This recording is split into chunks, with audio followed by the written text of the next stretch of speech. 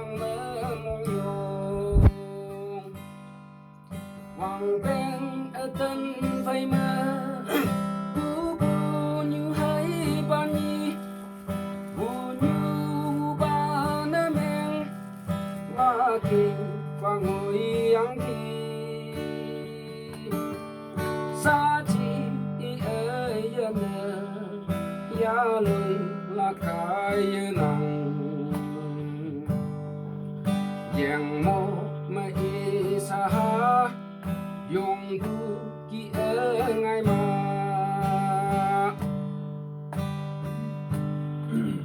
như hay ba nhi ấy ơn buồn nắng ngõ ngoan đời nhị phi say chính là cả bằng tây yo biang sinh hay mà lắm tới xuân ở bụi mong như hà sum ba ai hà làm tới cho cây ngã lá cây tươi bằng bên ở tân phây mơ bu như hay ban nhi bu như ba nơ men la kề và ngồi ăn kỳ sa chi ơi nơ ya lùi là cái nòng giang mô mây sa ha dùng bu ki ở ngay mà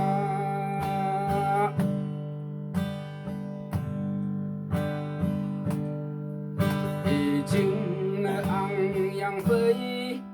một như tăng hạ ở xây cha phây mơ cha sơ yêu hạ ở cung sa chi ơi ngà tuổi hạ ya phấn tới người sum ba ai hà làm nô y chang y yang nhi hoàng bên ở tân phây mơ bu như hay ban nhi bu như ba nơ men la kề và ngồi ăn kỳ sa chi ơi nơ ya lùi là cái nòng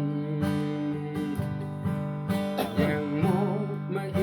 sa ha dùng bu ki ở ngay mà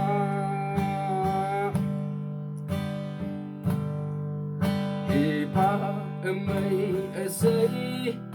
lên cơm nhang phây mờ hoàng hiên như piang phây mờ hoàng nhà quay bu ki ơ y tơ là mấy hậu là